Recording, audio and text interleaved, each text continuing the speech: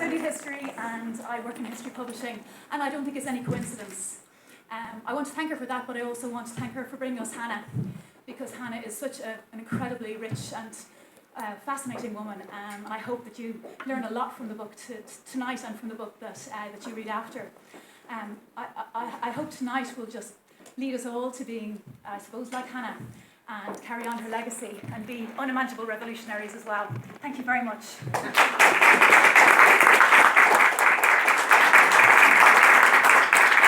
This woman needs no introduction, Caitriona Crowe, who spoke beautifully today, both on Pat Kenny, Stunning, and in this debate. I'm going to pass you over to Caitriona, who's officially going to launch the book, and you can then enjoy your wine. Thank you. Thanks, Noel. Keep enjoying your wine. I'm going to do the same. I'm just going to move these over here in case I break them. Just to echo Noel's fan position on Margaret, I've been a fan of hers since I read Unmanageable Revolutions back in 1983. There's a common misconception that... Can you hear me? Can you hear me now? Everyone can hear me? Cool. A common misconception that the history of women involved in the revolutionary movement only began to be written last year. This is not true. She was really the first to open this up to scholarly interrogation. It's still a wonderful book. It should be reprinted. And even more urgently, since Noel is so close to me here, it would be a very good idea for next year, the centenary of female suffrage, to reprint the biography, Margaret's splendid biography of Hanna Sheehy Skeffington, which has been out of print for some time. She owns the rights, so it's all clear, it can be done. And if we took a straw poll here tonight, I know that you would all be in favour of having it. Having the biography together with this marvellous selection of Hanna's writings would be a particularly enjoyable and instructive experience. So let's hope that that happens. So I'm privileged to be here and delighted to be here, and I'm not going to keep you for very long because I know that you want to get on with your conversation. Next year sees the centenary of the Representation of the People Act of 1918, which granted the franchise to women over the age of 30 who met certain marriage, property or educational criteria, and to the 40% of men aged over 21 who had previously been excluded from voting by property qualifications. Irish women had to wait until 1922 to achieve universal suffrage for those over the age of 21. English women had to wait until 1928. French women, should we forget, had to wait until 1949, when Simone de Beauvoir was writing The Second Sex. She couldn't vote. It's an extraordinary idea. The Act was passed by the British Parliament in June, and in November, the Parliament Qualification of Women Act 1918 allowed women to stand for Parliament. Famously, Constance Markievicz was the only woman returned to Parliament in the December 1918 election, and she refused to take her seat, becoming instead Minister for Labour in Dáil Éireann, First Dáil.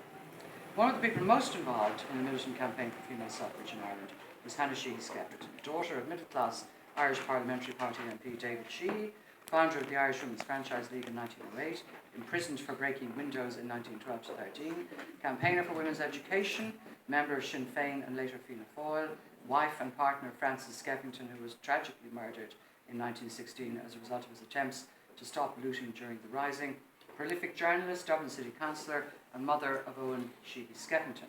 She was also an assiduous keeper of documents.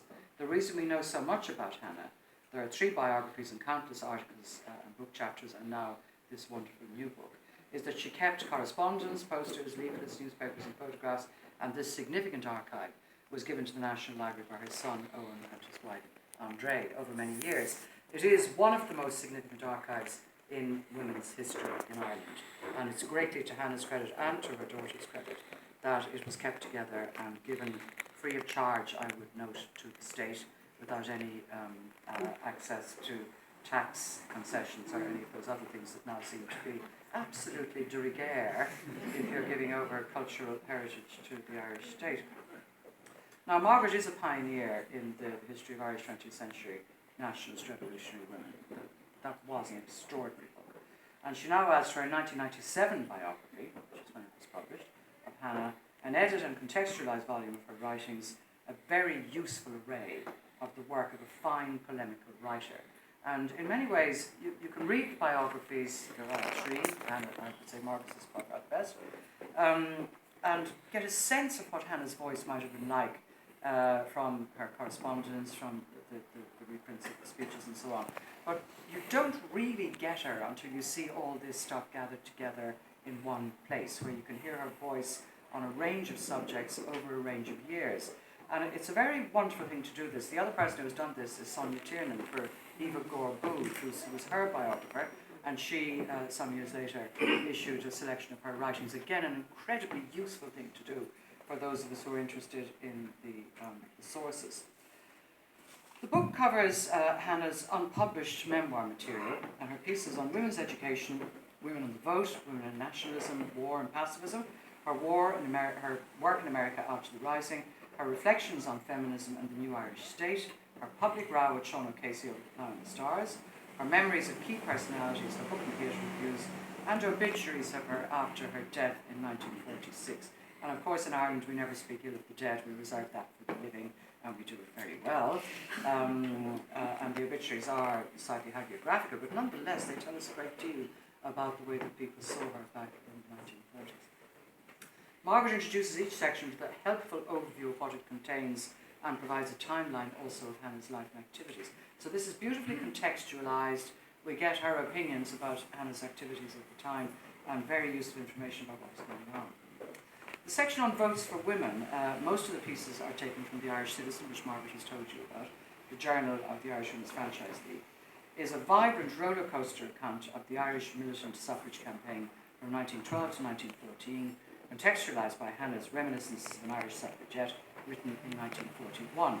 She got into reflection later in life and began to feel that it was an obligation to set down her memories and reminiscences of what was going on.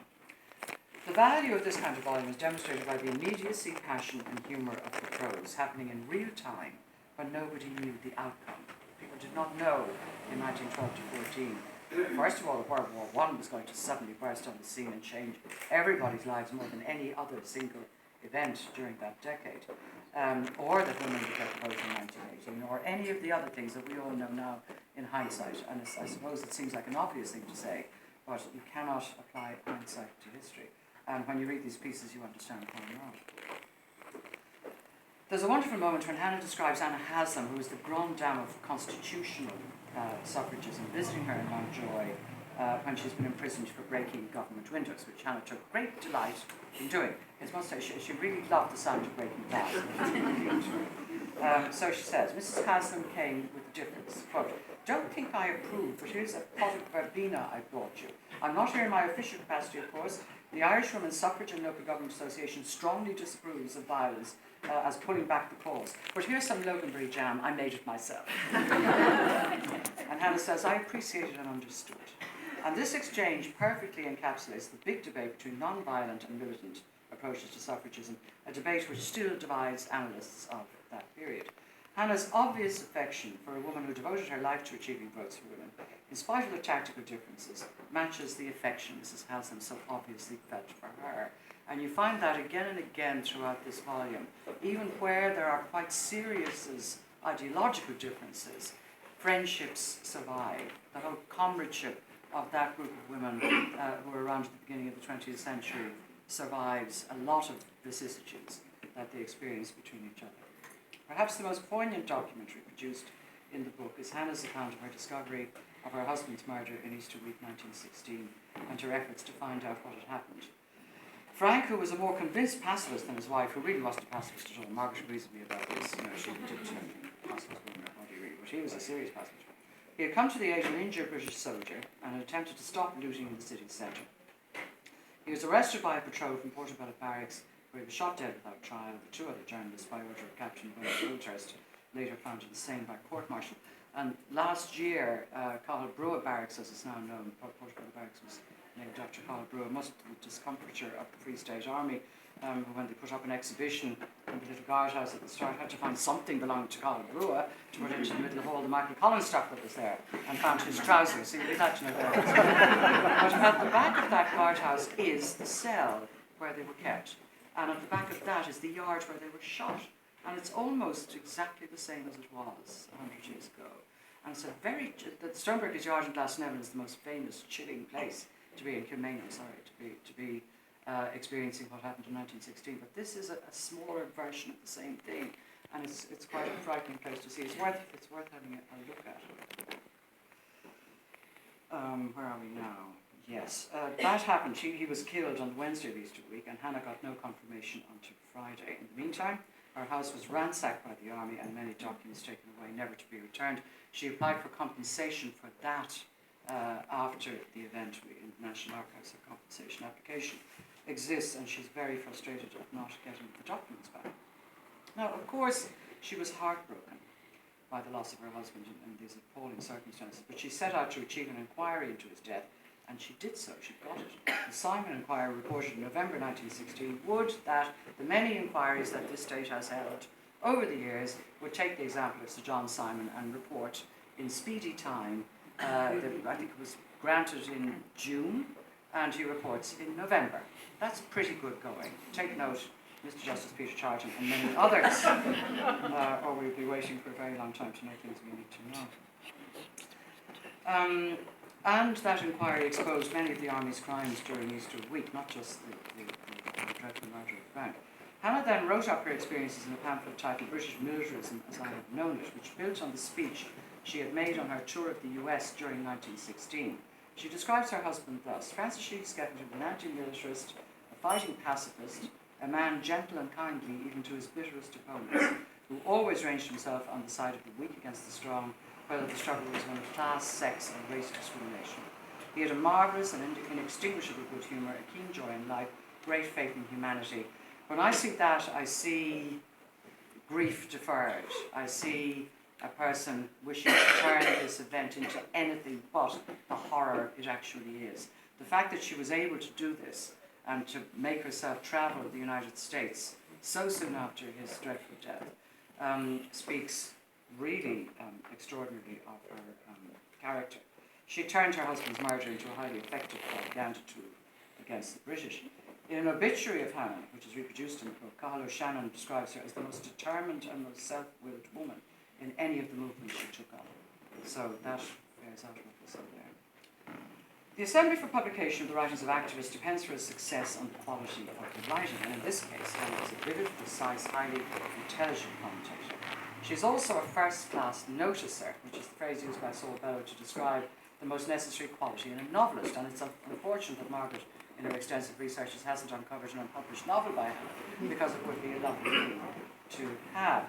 So I'm going to read a little bit to you. These are her memories from Easter week in her memoir, which is published in the book here. This won't take long.